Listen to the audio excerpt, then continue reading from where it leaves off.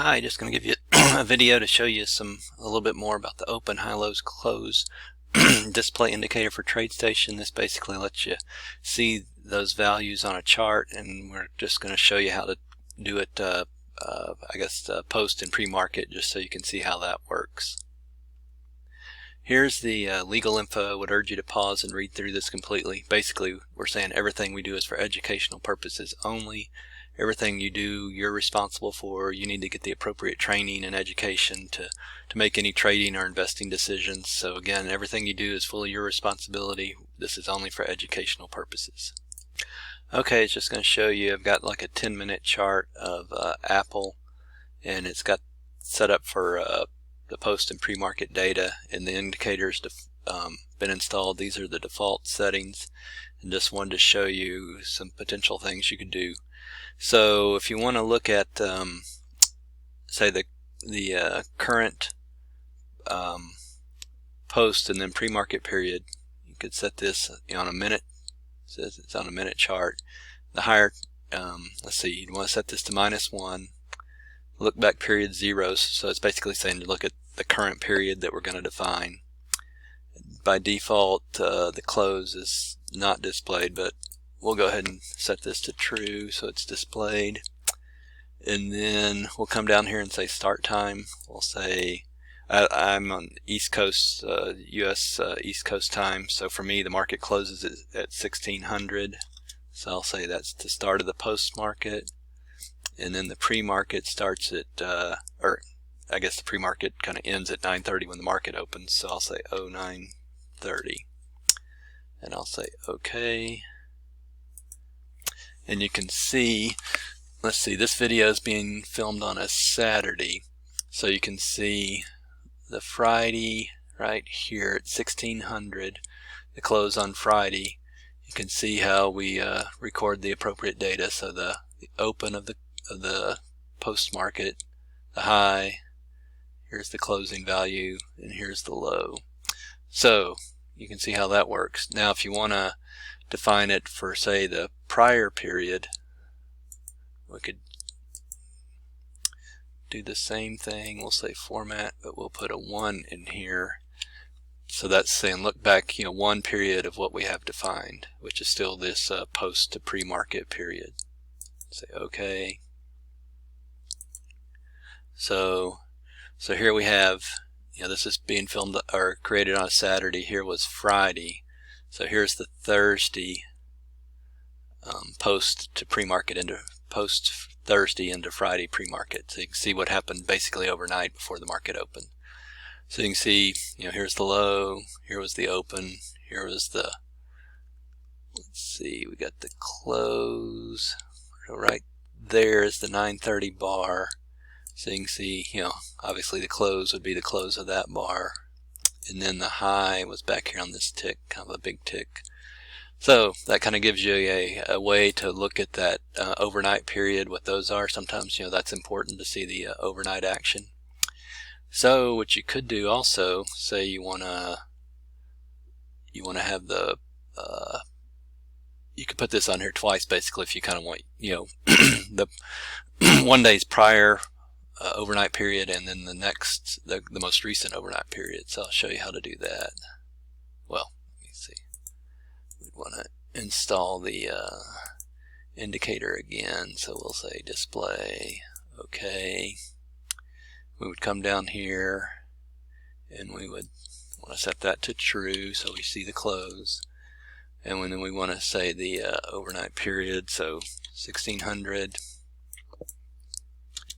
09:30, and just so we can maybe see what the bars are, maybe we'll make all these what's something we haven't used. We'll say magenta for all these.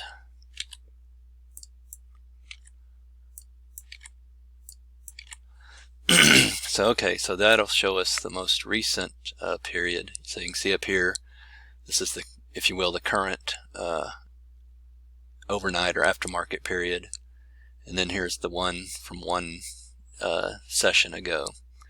So just to give you an idea of some things you can do with this indicator. Also, if you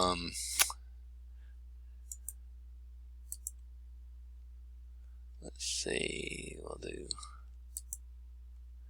maybe you just care about just the pre-market, say. So we'll say this is like we'll say midnight, which is gonna, I'll show you, this is gonna make this basically revert to back here because that's the most recent definition of this period. So you can see, and then if we wanted to,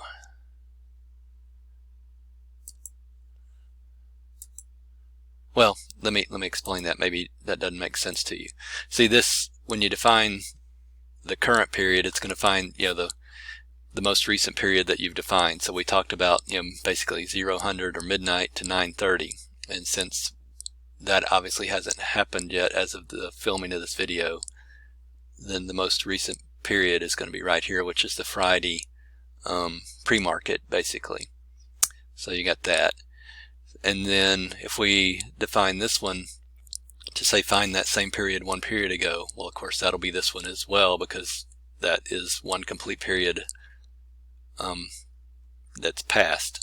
So in that case, you know, when you go past the period and you've yet to start a new period, then they'll both be the same if you've defined them the same. Hopefully that makes sense. So, and I'll show you. Let's say we come in here. See, we've defined this one to say show me this period one period ago. So if we say, you know, midnight to 9:30, and let's make all these bars cyan, just, they're going to be right on top of each other.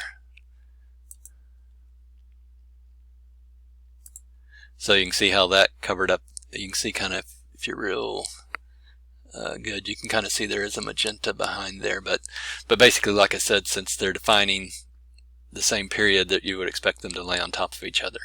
Now once this goes forward, as soon as the market opens Monday morning, then the magenta lines will immediately jump up here to show you the current pre-market time, whereas the cyan lines will stay on the most recently completed pre-market time. So hopefully that makes sense. And of course,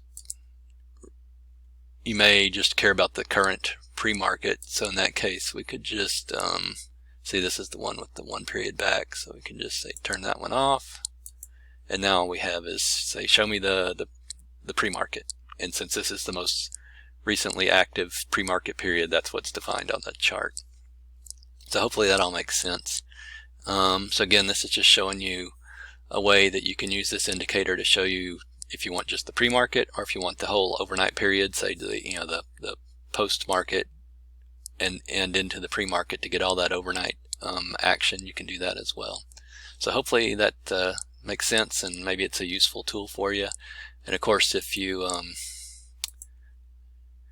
just want, you say all I care about is the high and the low, well, we can set this to false, set the close to false, and so now you've kind of got the bounded pre-market range for how Apple was trading pre-market.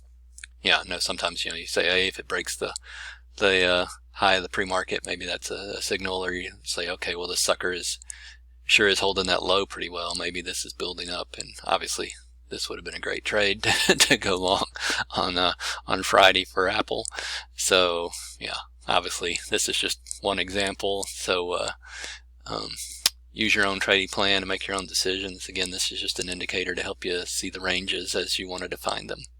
So if you got any questions, go back to the start of the video. My email's there, and thanks for watching.